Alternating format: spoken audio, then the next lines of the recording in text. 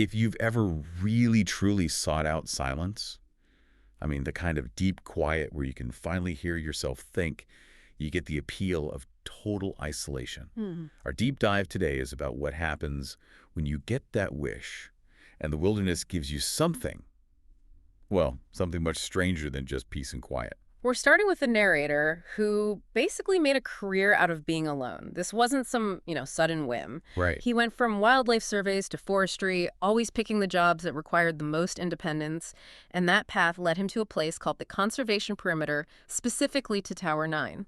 And that name, Conservation Perimeter, it sounds so official, doesn't it? But the picture we get is, well, it's something much more chaotic. Oh, absolutely. And to talk about the scale of this place, it's described as a wilderness big enough to just swallow towns. And you have 13 fire towers covering that whole area. It feels less like a park and more like a forgotten kingdom. It's definitely outside the normal rules. I mean, they call them rangers, but their job was really just to spot smoke. The most important thing here is the complete lack of supervision. Yeah. When your boss is miles away and an emergency call means help might get there in a couple of days, rules like never leave your post start to feel more like suggestions. Right, they become optional. Yeah. So that's our mission for this deep dive. We're going to trace this timeline. It starts with a guy wanting solitude, but then he breaks a cardinal rule, and that decision leads to a face-to-face confrontation with something that just, it defies all logic. This is about the real cost of keeping watch. And that cost, it often starts with your own mind, with the environment itself. This is a forest with no straight edges, just this endless maze of frozen creeks and hills that play tricks on your eyes. So in this huge empty space, the narrator really only has two human contacts.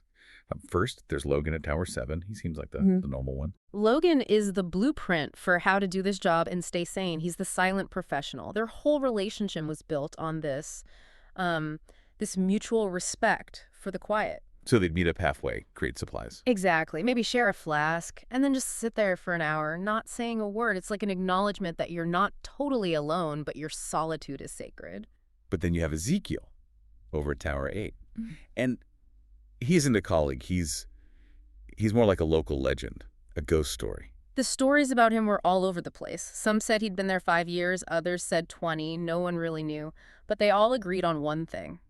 He never, ever left. He'd apparently signed some kind of a bizarre contract for permanent watch. He even stayed through the optional winter rotations. Which nobody did. Okay, I have to stop there. Why would anyone, even a hermit, sign up to be a permanent fixture in a place like that? Was this perimeter just attracting people who wanted to fall off the face of the earth? I think it has to be a mix of both. The place is forgotten, and someone like Ezekiel, with that level of, well, let's call it dedication, he's the perfect person to leave in charge of a place you don't want to think about. And the narrator's first meeting with him was just deeply weird. So uncomfortable. He passes Ezekiel on a ridge, and Ezekiel just stands there, doesn't say hello, just waits. And then asks him if he'd seen anything strange. Right, and it wasn't a casual question. It felt, pointed, like he was running security checks on the weirdness level out there. So that question just hangs in the air. The isolation isn't just about being alone. It's a cover for something else. Yeah. But our narrator, he leans into it. He decides to stay for that brutal winter rotation. Takes the pay cut, ignores the warning that, emergency services are basically a joke. So Logan leaves, and then the real winter silence begins. And the whole mood it shifts. It goes from lonely to genuinely ominous. That flat amber light, the way the wind carves the snow into these low spines that look like frozen wakes, the world feels like it's holding its breath. It's all about visual deception, right? So shadows are always moving, nothing looks quite right. And that's the setting for the main event, the sighting of the animal. He spots a deer, way off in the distance, but he can tell immediately something is wrong with how it's moving. It's not just limping, it's dragging itself, pulling its body forward in these slow, horrible bursts. It's clearly in agony. And this is the moment. This is where he breaks that #1 ranger rule, do not interfere with the wildlife. But he's driven by compassion. That's the key. The loner becomes the rescuer. He heads out, telling himself he just has to make sure it's not suffering. But the second he steps onto that trail, the story stops being about nature and starts being about something impossible. Let's break down those first clues because they are so specific. He sees the trail, right? A broken red line bleeding into the snow. But it's the tracks themselves that don't add up. First, the size. They were way too big for a deer, and they were asymmetrical, lopsided. And spaced too far apart for a limp. I mean, an animal dragging a leg compensates, it shortens its stride. This looked like something was launching itself in these huge, erratic jumps. But here's the detail that just short-circuits your brain. The one that tells you this isn't just a weird animal. The snow itself. Some of the tracks looked melted around the sides. Why is that so much more disturbing than just a weird footprint? Because a weird footprint could be a mutation. That's still biology. But melted snow in that freezing cold suggests a violation of physics. It means this thing is generating so much heat that it's literally scorching the ground it walks on. It suggests its very physiology is, well, it's not from around here. It's carrying its own unnatural environment with it. But before he can even really think about what that means, the world just turns on him. A total whiteout. In seconds. Visibility just gone. From hundreds of yards to nothing, the temperature plummets, it's complete disorientation. But the most terrifying part isn't the storm. It's that he looks back for his own footprints. And they're gone, sealed up by the snow almost instantly, as if he had never walked there at all. It's an erasure. His own history from 2 seconds ago just wiped clean. He's lost, stumbling blind, and that's when he practically falls over it. The source of the trail, half buried in a snowdrift. And let's get into the appearance of this thing, because it's a grotesque mix of different forms. The head looks like a deer skull at first glance. But then you see the face under the bone, thin cracked lips stretched back over teeth almost human. And the neck is bent all wrong at this completely unnatural angle. And the antlers aren't antlers. They're these short nubs that branch out in a way that looks almost sculpted, artificial. But the thing that breaks his brain is the eye. Just one. And it's strikingly human, and it's looking right at him. Because it's still alive. Its torso heaves, it takes a breath, and then it starts to change. The body convulses. And a paw shoots out. And the narrator is clear. Not a hoof, not a deer leg, a bear's limb. It digs in and drags the whole body forward as it struggles to its feet. It stands half upright, something between a man and a beast. This shifting hybrid nightmare. The narrator's survival instinct kicks in. He grabs a branch, drives it into a big bleeding gash on its side, and he just runs. That panicked flight through the blizzard is what saves him. He's just running blind until he sees something, a familiar shape. The straight metal lines of a fire tower. Tower 8. Ezekiel's tower. He bursts inside, looking for shelter from the storm, and finds himself in a bunker built for a completely different kind of war. Exactly. This is where it goes from a survival story to an occult thriller. At first, it's just warmth, the stove, furs everywhere, but then he sees the walls. And this is not a ranger's cabin, it's an arsenal. Wall-to-wall hooks, shelves, all crammed with weapons, rifles, handguns, but they've all been modified. You have to focus on this detail. Runes, letters I couldn't read, lines and circles scratched into the stocks and barrels. This is hard proof. Ezekiel knew exactly what was out there. And the ammo. It wasn't standard issue. There were bullets made of silver or some other precious metal laid out on a table, and all the decorations. Dream catchers, animal skulls painted with red wax. Why would you enchant your guns? Well, in folklore about creatures like this, things that are unstable or can shift, traditional weapons don't always work. Silver isn't just about killing something, it's about binding it.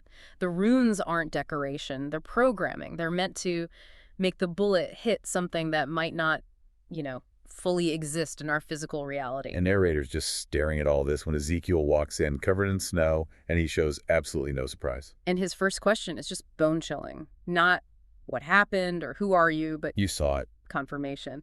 And when the narrator says it was wounded, Ezekiel's response is just so horribly practical. Good means the trap worked and then can't be helped now. He just accepts it. Time to deal with the problem. And he pulls out a book. A thick, water-warped book bound in leather. And this book confirms that the monster isn't a random mutation, it's a known entity. The drawing in the book is a perfect match. And the description explains its nature. Some people think it's 3 creatures sewn together. Some think it's one thing splitting apart into 3. What does that even mean physically? If it's 3 things sewn together, is the wound he gave it just tearing the seams? It implies it has no stable form. If it's stitched together, the wound could be making it come apart, which explains the lopsided, distorted way it moved. If it's one thing splitting apart, the injury is forcing it to manifest its other forms all at once. It's a thing that is actively falling apart and putting itself back together. Which is why Ezekiel says, you're lucky it was wounded, would have killed you otherwise. Its instability was the only thing that saved him. So now the plan comes together. The narrator is the perfect bait. The creature has his scent. It sees him as prey.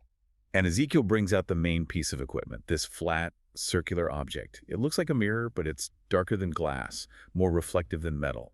And it's covered in these strange symbols. And here's the crucial detail. The reflection was delayed. Okay, so a delayed reflection, that's not working on light. That's working on time or perception. What's the strategy there? If the creature is dimensionally unstable, maybe it doesn't perceive time like we do. This object, this mirror, acts like a temporal anchor. By showing the creature an image of itself from a split second in the past, it might confuse it, force it to perceive itself as a single, stable object for just a moment. And in that moment, it's vulnerable. Long enough for Ezekiel to take it down with a crossbow. So they go back out. The clearing's a mess, dark stains everywhere. The narrator just standing there holding this bizarre piece of occult tech, knowing he's the lure. And the attack is instant. The creature just erupts from a gully. But it ignores the narrator and goes straight for the real threat, for Ezekiel. It hits him so hard they hear a crack. Ezekiel goes down, badly hurt. The creature itself it's warping as it moves, like there are too many limbs packed into too little space. As the narrator just reacts, he kicks the creature right near the wound from the branch. It lets out a shriek and stumbles back. But now its full attention is on him. As it gets up, its body is changing. Fur is just sloughing off, revealing pulsing muscle underneath. He raises the dark mirror. And the creature looks right into it. And it just stops. Completely frozen. The snarl is gone. The shifting stops. It's just standing there. The narrator grabs the crossbow. But he hesitates. He knows he has one shot. And in that second of hesitation, the creature blinks. The spell broke, and it lunges for Ezekiel on the ground. The narrator fires. The bolt hits it deep in the ribs, and the sound it makes. That's what confirms everything. It shrieks, but the pitch keeps changing, as if several voices were laid beneath it. The three creatures all screaming at once. And then it doesn't fall, it doesn't die, it shimmers, it thins out, stretching like smoke caught in a reverse wind, and then it's just gone. It wasn't killed, it was unmade. So when you put it all together, what does this tell us? The narrator went out looking for simple isolation and instead found a world that operates on a completely different set of rules. A world that requires this deep, hidden occult knowledge to even survive. Right. Ezekiel's arsenal, the runes, that weird mirror.